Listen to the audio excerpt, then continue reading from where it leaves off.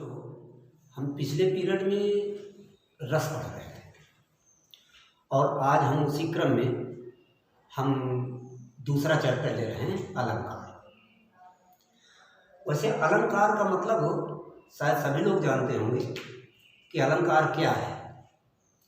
वैसे आम तौर से जब हम कहीं अपनी तैयारी करते हैं, सजते संवरते हैं, तो जो भी आभूषण वस्त्र आदि पहनते हैं ये तो हमारे अलंकार होते हैं।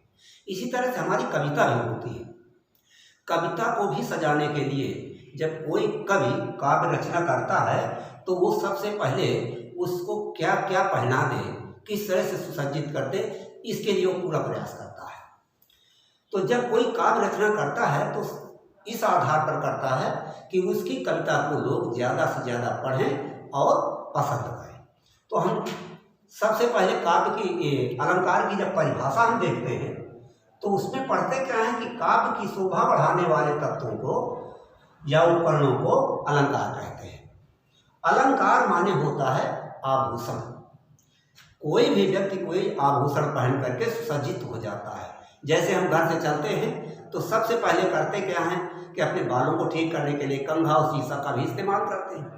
अगर कंघा शीशा नहीं है तो हम सजने संवरने में कोई दिक्कत होती है। इस वजह से जब कभी कोई काव्य रचना करता है तो भी अपनी कविता को सजाने का पूरा प्रयास करता है, क्योंकि कविता भी एक स्त्री का रूप होती है। जैसे कोई स्त्री अगर हम उसको अच्छे कपड़ों से, अच्छे गहनों से, आभूषणों से सुसज्जित कर देते हैं तो उसकी शोभा बढ़ जाती है।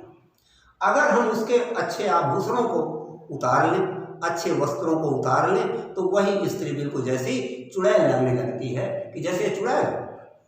इस तरह से कविता भी सजाने के लिए कवि जो है अच्छे अच्छे अलंकारों की, जैसे कहते हैं कि आभूषण है, कहने ये नथनी है, ये कान में बाला है, लाला है, झाला है, कुछ भी हम उसको मान लेते हैं, सजाने के लिए करते हैं। इसी से तरह से कवि जो है नाना प्रकार के अलंकार लाता है, लेकिन वो जेवर नहीं पहनाता, वो शब्दों के, वर्णों के, अर्थों के अलंकार पहना देता है। इस तरह से जब हम देखते हैं कि अलंकार की परिभाषा में कि काव्य की शोभा बढ़ाने वाले ऐसे कौन से तत्व होते हैं जो हमारी कविता की शोभा को बढ़ा देते हैं। इसके बाद कवि सबसे पहले ये बताता है, हमारे आचार्य ने अभी तक तो 2 प्रकार के ही अलंकार बताए, लेकिन वास्तव में अलंकार 3 प्रकार के होते हैं: शब्दालंकार, अर्थालंकार और उभयालंकार। शब्दालंकार का मतलब होता है, शब्दालंकार का मतलब होता है कि जिसमें वर्ण और शब्द का चमत्कार दिखाया गया हो, और अर्थालंकार का मतलब होता है कि जिसमें अर्थ की महत्ता प्रतिपादित की गई हो, अर्थ का चमत्कार हो।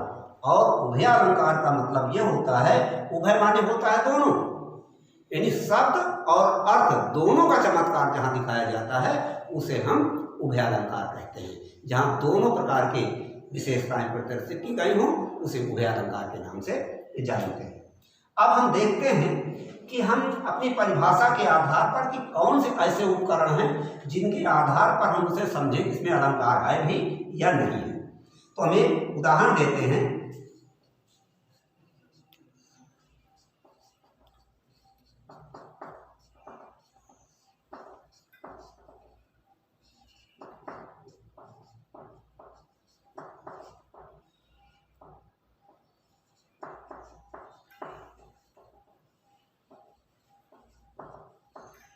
ये काव्य पंक्तियां हमारे रीतकालीन कवि पद्माकर जी की।